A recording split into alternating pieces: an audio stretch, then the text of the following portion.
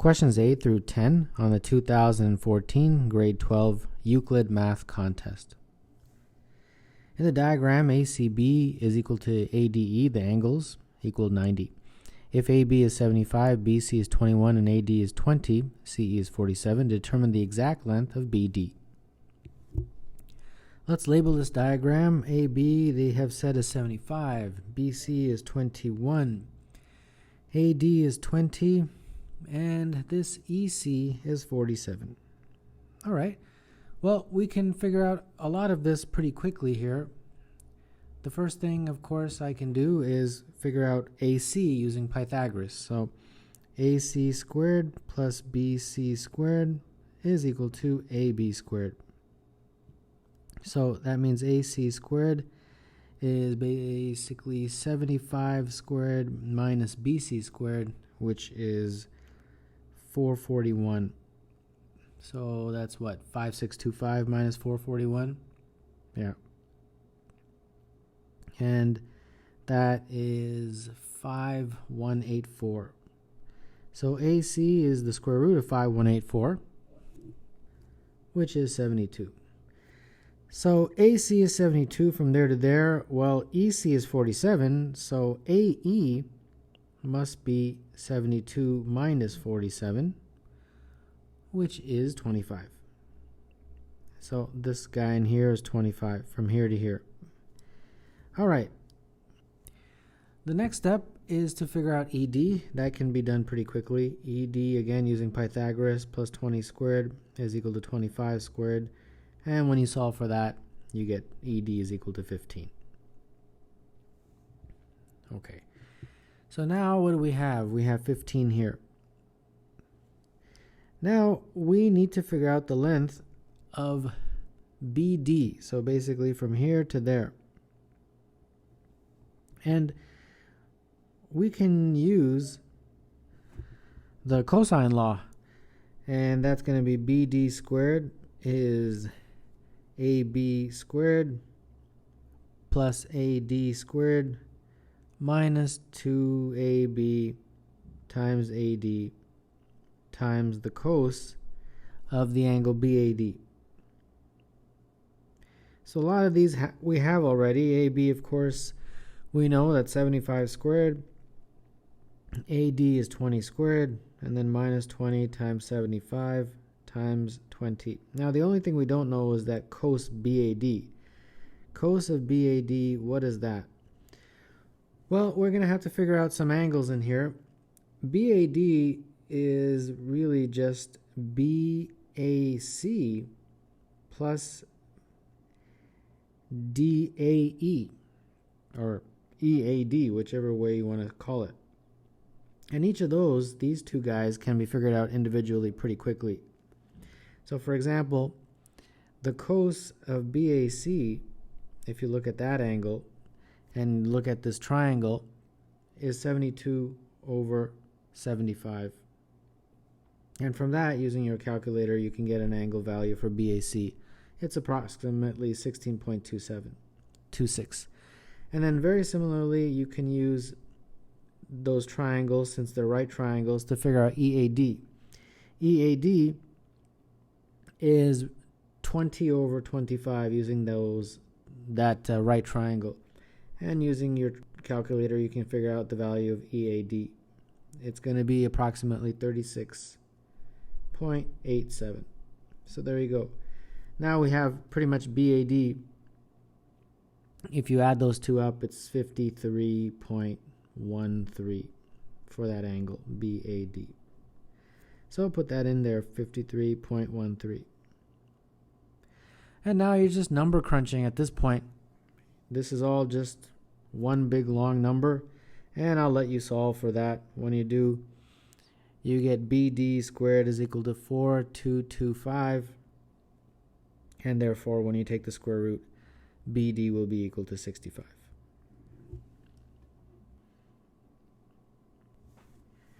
In the diagram, C lies on BD. Also ABC and ECD are equilateral triangles. If M is the midpoint of BE and N is the midpoint of AD, prove that MNC is equilateral. A triangle that is equilateral can be proven to be equilateral in two ways, right? The first way is to show that all the angles are 60. If you do that, that will prove that it's equilateral. Another way to show that it's equilateral is to prove that all the sides are the same. So those are the two strategies, and I'm going to go with the second strategy, which is proving that all the sides are the same. And I'm going to approach this question by placing it on a coordinate axis. So I've got two equilateral triangles. So here we go. This is going to be my origin, 0, 0, and that was labeled as B. And then this side is going to be called A, but I'm going to call it 2A because it makes the math a little bit easier. So therefore this point is 2A, 0, that point right here. And that was called C. And then if I draw a line direct from, say, the top of that triangle to the bottom, like this, it cuts the bottom in half, right? So this becomes A from there to there. And then I can easily use this 30, 60, 90 triangle to figure out this height right here, right there. I'll just call it height. And then on the side here, we know that the ratio of H to A is the same as root 3 over 1 using the famous 30, 60, 90 triangle. So H is root 3A. So that means this point up here is A and root 3A. And that point was called letter A. Okay, so as you can see, I'm labeling this. Now, in this smaller equilateral triangle, I'll call the side lengths B, but to make the math easier, I'm just going to use 2B. So this is 2B, 0, this point right here. And that was point D, according to the original labeling. And in a very similar way, if I were to draw a line down like that, that's a perpendicular line, then that point from here to here is B. So therefore, this coordinate is going to be 2A plus B, 0. Okay? And then now I have to label this guy here. And let's say this is my height, small h. In a very similar way, using the 30, 60, 90 triangle, h over b is root 3 over 1. So h is root 3b. So this point right here is 2a plus b for my x-coordinate, and my y-coordinate is root 3b. And they had labeled that as e. All right, so I think my labeling is done. Now I have to bring in those midpoints. So the first midpoint was from A to D, I believe. So you were joining A to D, and somewhere in here you had a midpoint, so approximately here. And that was called N. So I'll just label N right there. And then another midpoint was between B and E. So between B and E, where that was B and that is E, and the midpoint of that is approximately right here somewhere. So that was M right here. And then now what they did was they made this little triangle between M and N and C. And they're saying they want you to prove that MNC is equilateral. Well, that can be proven by proving that three sides are equal, and that means MN is equal to MC is equal to NC. If we can prove that, then we have proven that triangle MNC is equilateral. So we have to calculate the length of those three sides. The first things that we need to do in this question, of course, is figure out the coordinates of M and C. M is the midpoint of the line from B to E, right? So we can use the coordinates of B and E to figure out the coordinates of M. And that's pretty straightforward. It's just going to be 2a plus b over 2 and root 3b over 2. n is the midpoint of AD, and we can easily figure out the coordinates of that. So let's see here, it would be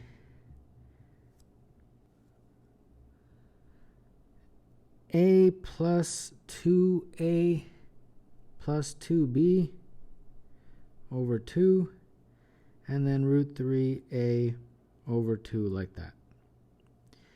And we can simplify this a little bit. This is just going to be 3A plus 2B over 2. And this is root 3A over 2. All right. Now we have everything. We have the coordinates for M, we have the coordinates for N, and we have the coordinate for C, which was just 2A, 0. Now we can use those three to figure out the lengths. So here we go. So first let's figure out MN, that length. Well, using the coordinates, it's pretty straightforward. We can use the distance formula, 2A plus B minus 3A plus 2B over 2, all squared.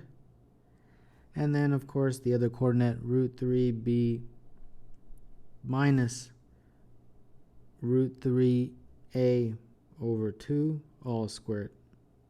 And this is all going to be under the square root sign. So simplifying this, we can get minus A minus B over 2, all squared. And this will be root 3 over 2, B minus A, all squared, all under the square root sign. If you expand all of this, you will get a quarter A squared plus 2AB plus B squared, and this will give me, this also should be squared, by the way. This is going to be 3 over 4 B squared minus 2AB plus A squared. And then if we collect like terms and all that stuff, you end up with A squared minus AB plus B squared.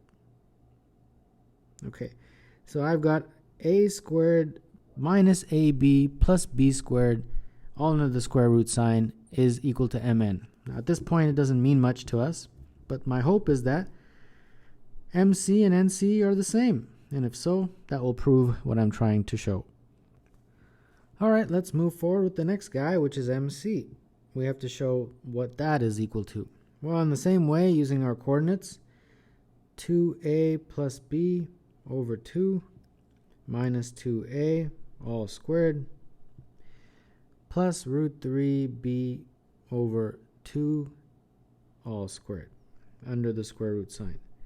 And then simplifying, we get 2A plus B minus 4A, all squared, plus 3 over 4B squared. And then this is going to be B minus 2A, all squared, plus, that doesn't change, B squared. And this looks like a quarter B squared minus 4AB plus 4A squared plus 3/4 B squared, all under the square root sign. And simplifying, we get B squared minus AB plus A squared. Okay, well, that's great, because that is the same as Mn. Okay, so we just have to prove one more, and that's NC. It's the final one to show. In a very similar way, using those coordinates, it'll be 3A plus 2B over 2 minus 2A, all squared, plus root 3A over 2, all squared. And put that under the square root sign. So simplifying again, 3A plus 2B minus 4A, all over 2, all squared, plus 3 over 4A squared. And then again, we're going to have to simplify this, so this will be 2B minus A over 2 squared plus 3 over 4a squared. And this becomes 1/4 4b squared minus 4ab plus a squared plus 3/4 a squared. And finally, when you simplify this, this becomes b squared minus ab plus a squared. And there we go. We have shown that indeed mn is equal to mc is equal to nc, and therefore we have proven that triangle MNC is equilateral.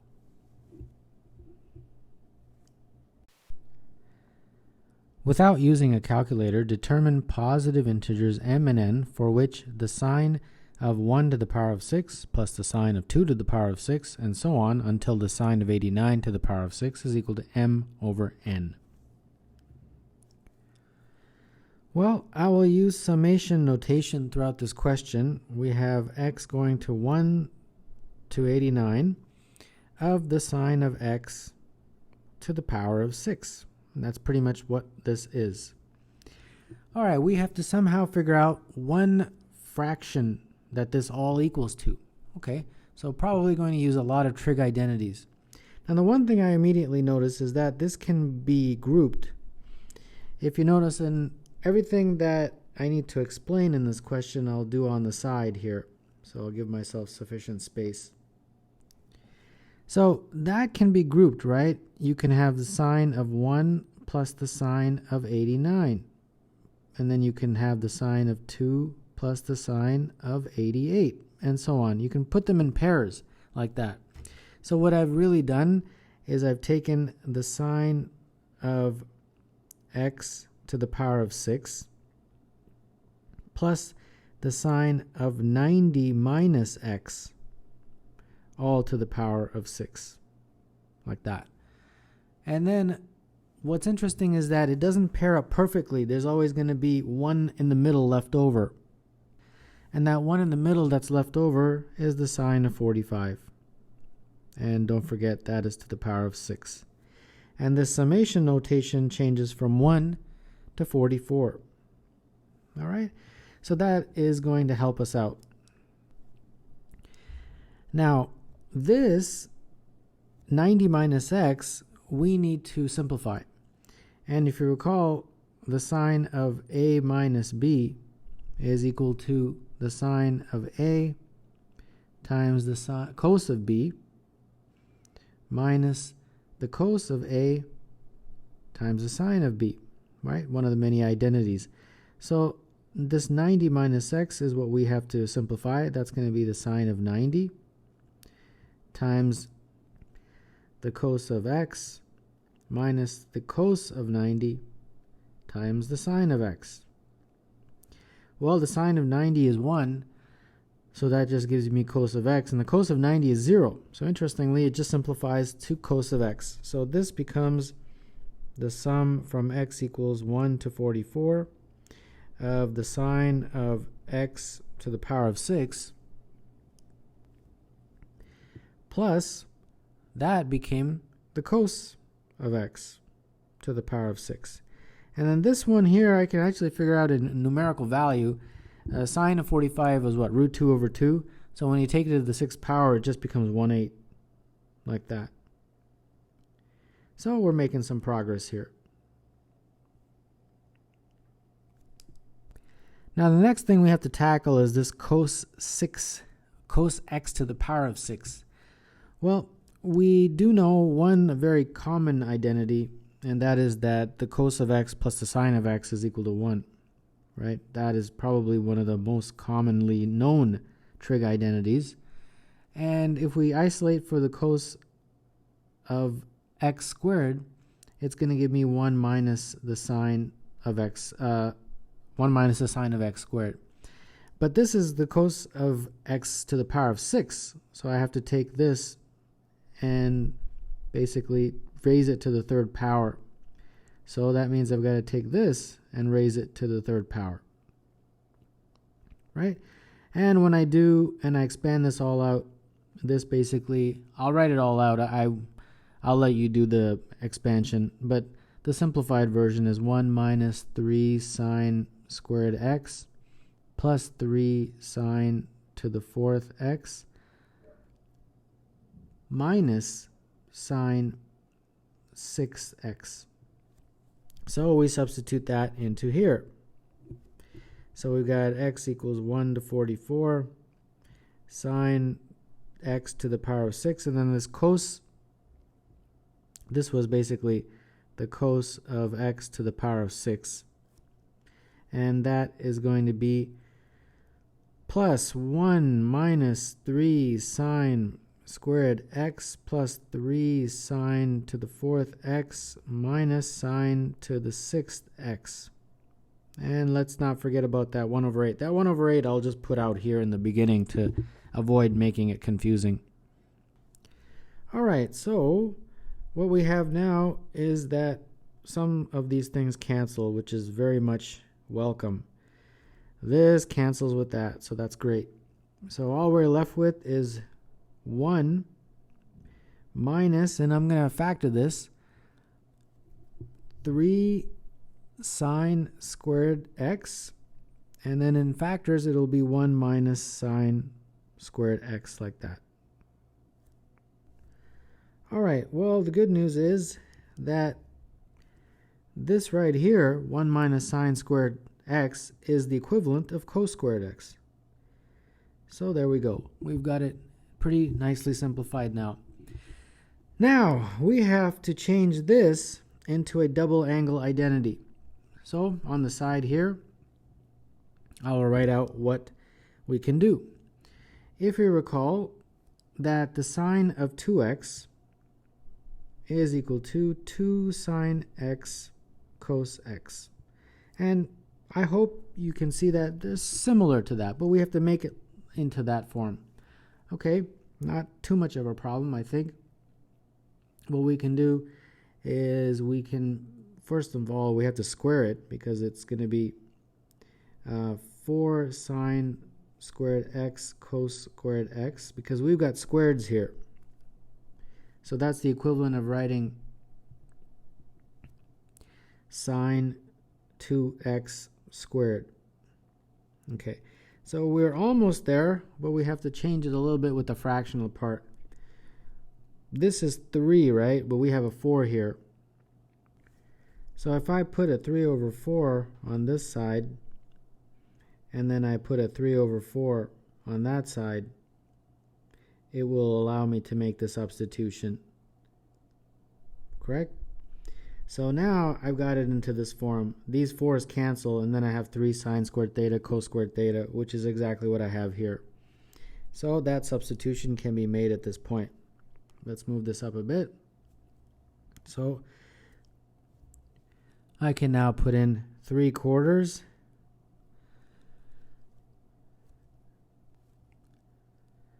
sine 2x all squared, like that.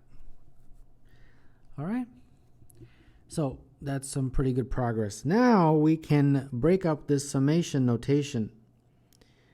We can understand that this 1 just becomes 44, because every time this expression is applied to x, you get a 1 out of it.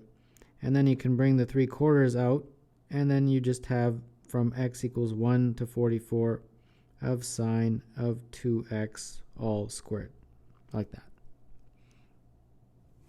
Now with this guy, we're going to again do some pairing. So for example, when x is 1, you have the sine of 2. And then at the very end of the spectrum, you'd have the sine of 88 when x is 44. So we can combine them. So we're going to combine them like sine of 2x plus the sine of 90 minus 2x. Very similar to what we did before. So this will now become the sine, I'll put it here, x going from 1 to 22 this time, because we're pairing up those 44 into 22 pairs. The sine of 2x plus the sine of 90 minus 2x, like that. And just for the sake of completion, these are all squareds, by the way, because remember, this is squared. Okay, remember 90 minus 2x we had done before, that actually becomes just the cos, if you recall. So this really just becomes x from 1 to 22.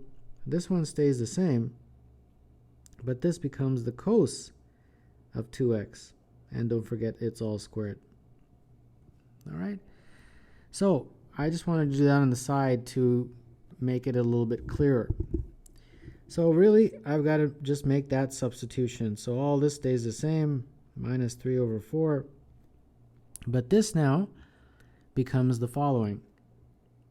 We've got the sum from x going from 1 to 22 of sine 2x all squared plus the sine of 90 minus 2x all squared. And the sine of 2x all squared, that doesn't change, but this guy, that changes. That becomes just a cos of 2x all squared, like that. Okay, so we are almost done, because I hope you recognize that that is equal to 1, which very much is welcome, since at this point I think you're getting tired of this. It's a very long question indeed. So all we have here is a 1. Great. So now we are pretty much just left with numbers. There's no more signs anymore. So x equals 1 to 22 of 1 is just 22. You're just going to have a 1 each time. So there we go. We are down to a fraction. Now at this point you've come this far. Don't make any mistakes. So we're going to need a common denominator of 8. This is 1. This is 44 times 8, which is 352. And this is minus, it's going to be 3 times 22 times 2. So 6 times 22, which is 132. And this is going to be equal to 221 over 8. And that was our m over n. So in conclusion, my m is 221 and my n is equal to 8.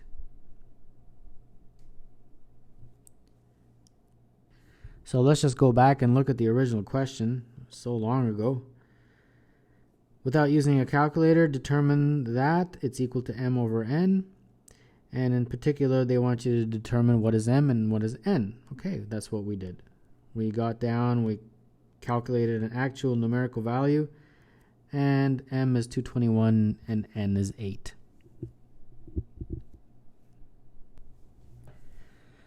Let f and n be the number of positive integers that have exactly n digits and whose digits have a sum of 5. Determine with proof how many of the 2014 integers f1, f2 until f 2014 have a units digit of 1. Well, it's obvious that we're not going to be filling out all of these. We have to figure out a general formula. And once we figure out a general formula, we can then try to figure out what is the units digit, at least a pattern, and try to see what we can get.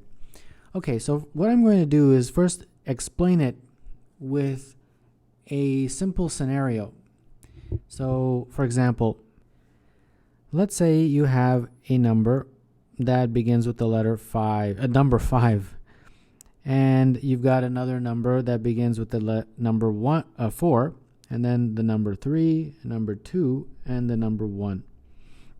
Now, for these numbers individually to have digits that sum 5, the one that begins with 5, all the other ones have got to be 0. Okay? The one that began with a 4, it's going to have a 1 in there.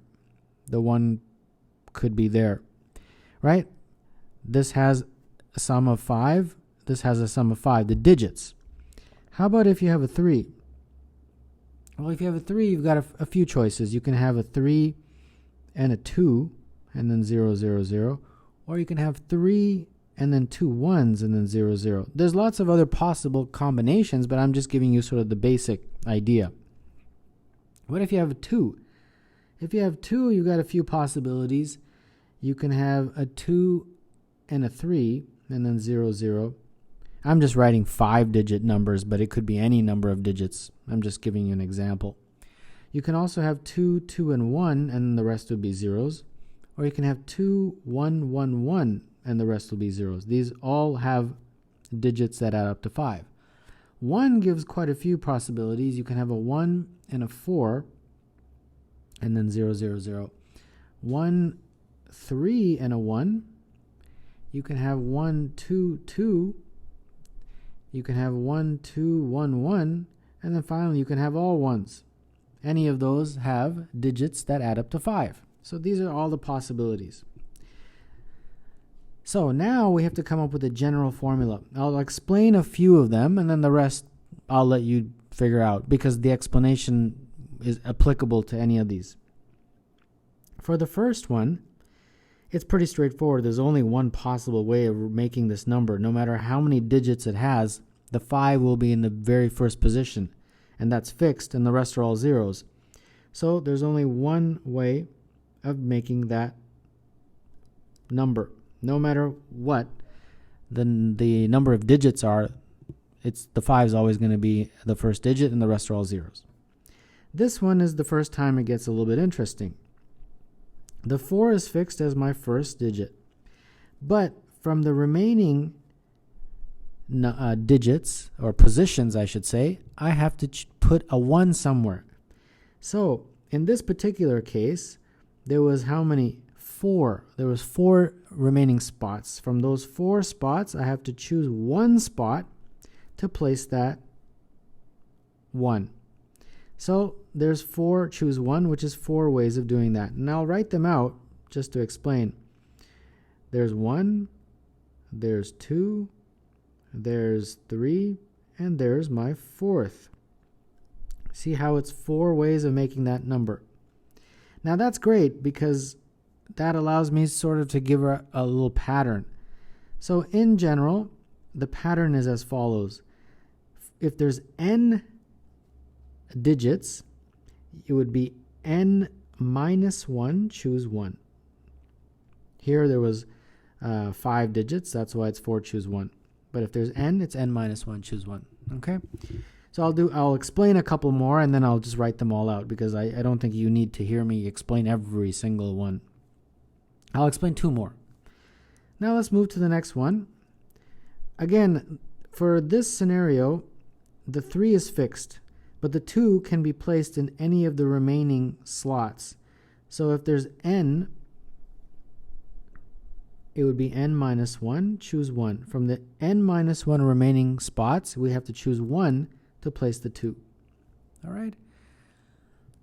So that will take care of this guy. In this scenario, it's a little bit different. That one, the 3 is fixed as the first spot. And from the remaining 4, in this particular example, I had to choose 2 spots to put the 1s. But if there's n, it would be from the remaining n minus 1, I choose 2 spots to put the 1s. All right? So you see how I'm making this. And similarly for these guys, over here with the 2s, for this scenario, it would be n minus 1, choose 1. And by now, I'm pretty certain you know why. For this guy, it would be from the remaining n minus 1, choose 1 to place the 2. And then multiply by the fact that from the remaining n minus 2, you have to choose 1 to place the 1. Okay?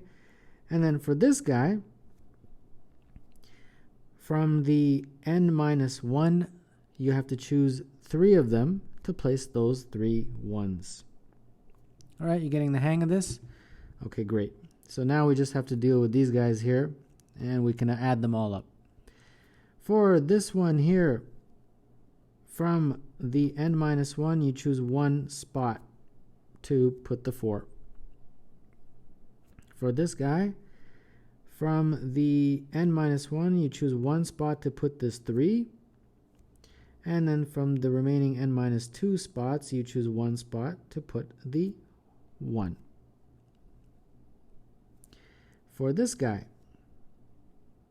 from the n minus 1, you are going to choose 2 spots to put those 2 2's. For this guy is a little tricky. From the n minus 1 spots, you're going to choose 3 of them for these 3, but you have to multiply by 3 because each of those has 3 orders.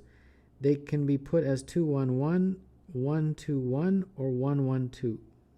See, these 3 have to be accounted for. That's why you multiply by 3. And the last one, this one, from the first 1 is fixed, okay? But from the remaining n minus 1, you have to choose 4 to place the remaining 4. So there we go. We just got it. All of these now have to be added up. And it might seem a bit daunting, but it's actually not so bad. So here we go. F at n is going to be equal to this 1. So let's circle that. And then let's collect like terms. This n minus 1, choose 1. It appears, let's see, 1, 2, 3, 4 times. So let's write that in. 4 of those n minus 1 choose 1s. And then this n minus 1 choose 2. I've got it here once, and I believe I have it here twice. So 2 n minus 1 choose 2. Okay. And then this n minus 1 choose 3.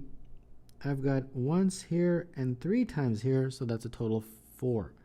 So 4 n minus 1 choose 3.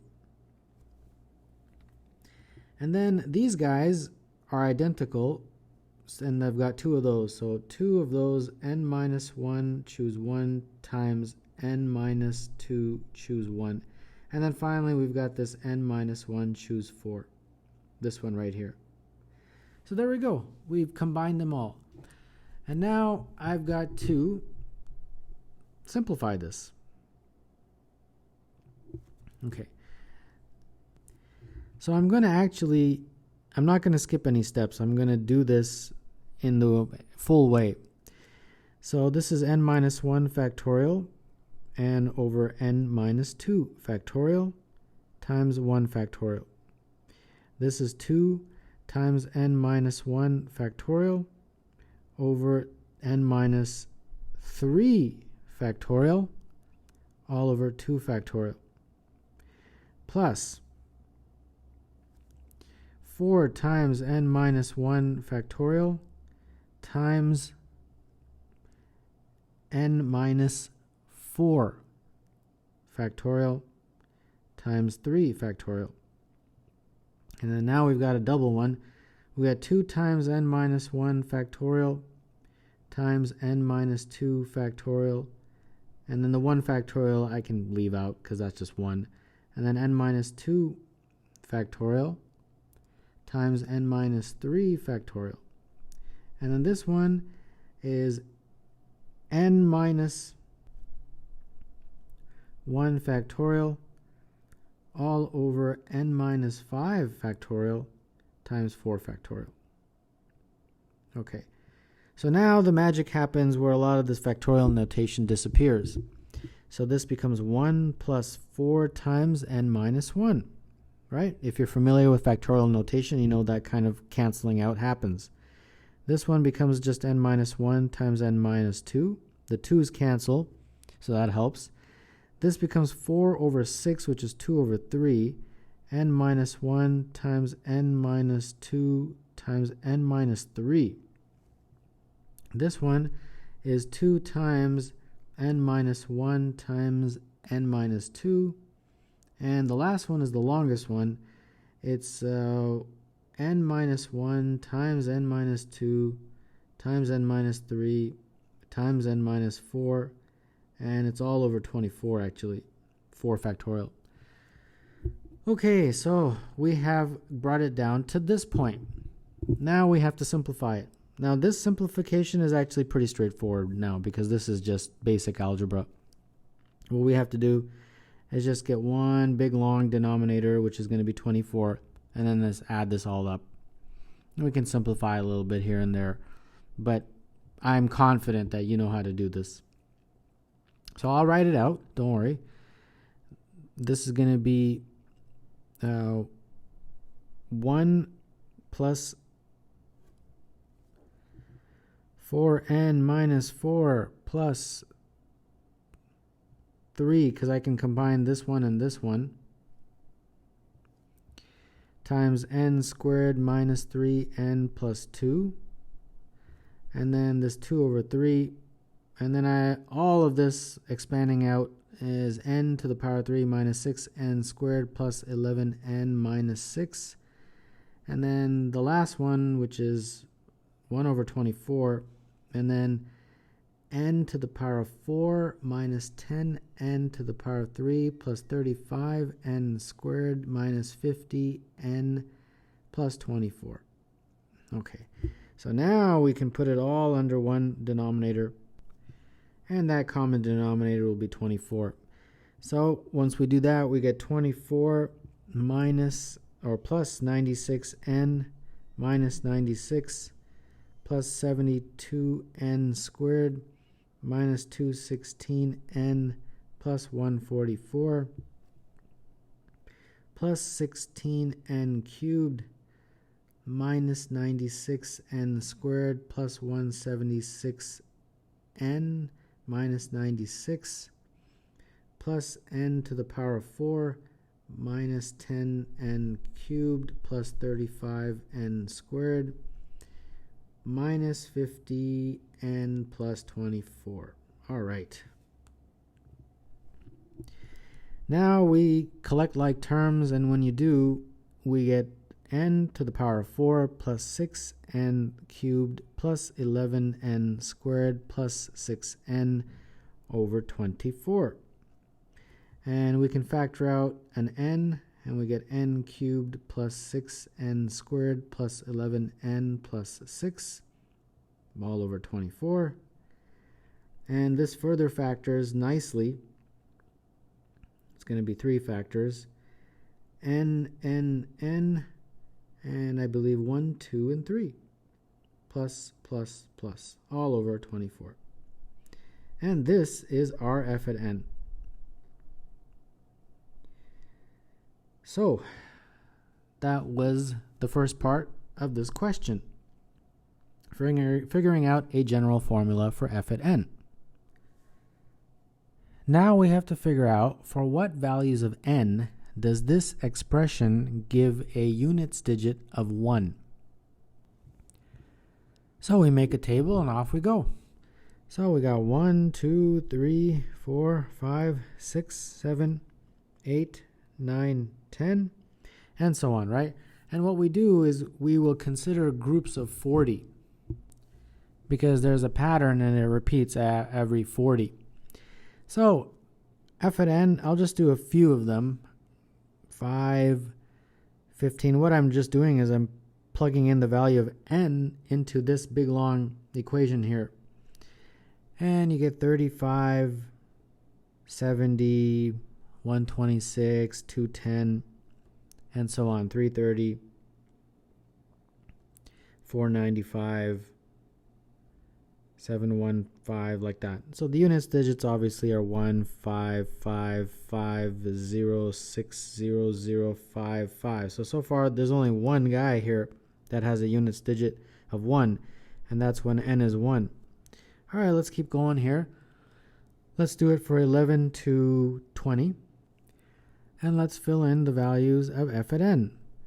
And when you do, you get the following: 1065, 1820, 2380, 3060, and so on. And the units digit, obviously, 1500655555. And in this part, the only one that gave a units digit of 1 is there. Now, I'm not going to fill out all of them, but I'll just give you an idea. If you keep doing this list, you'll find that when you get to 26, you'll get 23751, and that obviously has a units digit of 1. And if you keep making this list, you'll find that when you get to 36, you get a value for f at n of 82251, and of course that has a units digit of 1. And then the pattern just repeats itself. So it's actually a very time-consuming question. So for every group of 40, you get 4. Now we wanted to figure out how many have a units digit of 1 when n goes from 1 to 2014. Well, from 1 to 2000, we have to just divide 2000 by 40 to figure out how many groups of 40, and 2000 divided by 40 is 50. And in each group of 40, as you can see, there's 4 n's that will give a units digit of 1. So those 50 will each give 4, so a total of 200. But remember, I only went up to 2000. There's a couple more because I have to go up to 2014. And that is 2001 and 2011. Those are part of the pattern. So these are 2 more that I have to add on to this 200.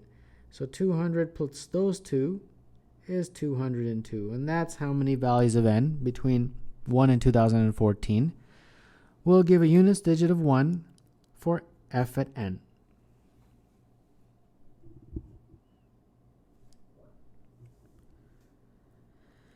Fiona plays a game with jelly beans on the number line. Initially, she has n jelly beans, all at position 0. On each turn, she must choose one of the following moves. Type 1. She removes 2 jelly beans from position 0, eats one and puts the other at position 1. Type I, where I is an integer with I greater than or equal to 2. She removes 1 jelly bean from position I minus 2 and 1 jelly bean from position I minus 1, eats one and puts the other at position I. The positions of the jelly beans when no more moves are possible is called the final state. Once a final state is reached, Fiona is said to have won the game if there are at most 3 jelly beans remaining, each at a distinct position, and no 2 at a consecutive integer positions. For example, if n is 7, Fiona wins the game with a sequence of moves type 1, type 1, type 2, type 1, type 3, which leaves jelly beans at positions 1 and 3. A different sequence of moves starting with n equals 7 might not win the game. Determine an integer n for which it is possible to win the game with 1 jelly bean left at position 5 and no jelly beans left at any other position. We are going to have to work backwards to get this answer, but let's review the type of moves that are possible because that's going to be important for us to keep in mind. Type 1 basically removes 2 jelly beans from position 0 but puts 1 back at position 1. But then we have all these type I's, right? So I'm going to list what they do. Removes 1 from position I minus 2. Then you remove 1 from position I minus 1. And then you put 1 back at position I. So let's just look at it for type 2, 3, 4, and 5 because I think that's sufficient for this problem. And we fill in these numbers 0, 1, 2, 1, 2, 3, 2, 3, 4, and 3, 4, 5. So entirely based on the question and their conditions, that's how we have to do this. Okay, so let's figure this out now. Let's first write our positions. Our positions, at the very end, we have 1 at position 5, 1 jelly bean. So our positions are position 0, position 1, 2, 3, 4, and 5. And they have said that the final state of this particular scenario is where we have just 1 jelly bean at position 5, and then of course 0 jelly beans at the other positions. And they're saying, how many jelly beans did you start with? So way down here, you had to have started with n jelly beans, right? And they're saying, what is n? Okay, so let's figure that out. So here we go. You can either start with here and go up like that, or you can start here and just go like this one at a time, going backwards that way. Now my goal is eventually, of course, to get to n. So I've got to start moving this way. So I've got to make moves that eventually move these jelly beans this way, going backwards. So if I were to apply a type 5 move, then this would be 0, 1, 1, 0, 0, 0. So what I did was, to go from here to here, I had to apply a type 5 move. So I'll just put 5. So 5 or T5 to illustrate that. To go from there to there, that was a type 5 move. And a type 5 move is described right here. Type 5, I removed 1 from position 3, I removed 1 position 4, and I put 1 at position 5. So that's how you get there. Now, again, my goal is to keep going this way. That's the only way I can end up with a whole bunch of jelly beans at that 0 position. So I can move that way again by using a type 4 move. And when I do, that means this would be 0, 0, 2, 1, 0, 0. So I went from here to here by using a type 4 move. And a type 4 move is described right here. I removed 1 jelly bean from position 2, 1 jelly bean from position 3, and I put 1 jelly bean in position 4. All right, let's keep going here. Next one would basically, if we keep going in that direction, I could have this 0, 0, 1, 2, 1, 0, and that occurs if I used a type 3. So when I go from here to here, it was a type 3. And a type 3 is described right here. I removed 1 jelly bean from position 1, 1 jelly bean from position 2, and I put 1 jelly bean in position 3. All right, we're doing good. We're moving along to the left. Let's keep going in that direction. So how about if I do this here, 0, 0, 0, 3, 2, 0. That happens from there to there with another type 3. So basically I have to take 1 from position 1, 1 from position 2, and put 1 in position 3. Okay, I'm moving in the right direction. Let's now move another direction and get to the point where I have 0, 0, 0, 2, 3, 1. And that is possible when you have a type 2. So if I were to apply type 2 position there, it would have been removing 1 from position 0, removing 1 from position 1, and putting 1 in position 2. So as you can see, now I'm got at least 1 in my 0 position. And you just keep going like that. So the next one would be 2, 4, 1. And now we're trying to build up. We're trying to build up this number to eventually get to n. And that is possible if you go from here to here with a type 2. Now let's keep building this guy here. Let's make that into a 3. And then this would be a 5 and 0. And that is possible if you go from here to here with another type 2. And these are all zeros. Let's keep building that again, and we can do that with a 5, 4, all zeros. And that is possible with a type 1. Now we're into type 1s, which is this rule up here. And then we just keep going like that. Type 1 will help us. This will become now 73000. That's again with a type 1, going from there to there. And then we can go to 920000. That's another type 1 from there to there. Then the next one, 111000. That was another type 1. And finally, we have 13. And then it's all 0, 0, 0, 0, 0. And that was from there to there, achieved with the type 1. Well, there we go. We've got it. We got in a little bit of a slant here, but nevertheless, the n is 13. So when n is 13, and you apply these 12 moves, you end up in the final state, which was described in the question, that you have one jelly bean in position 5.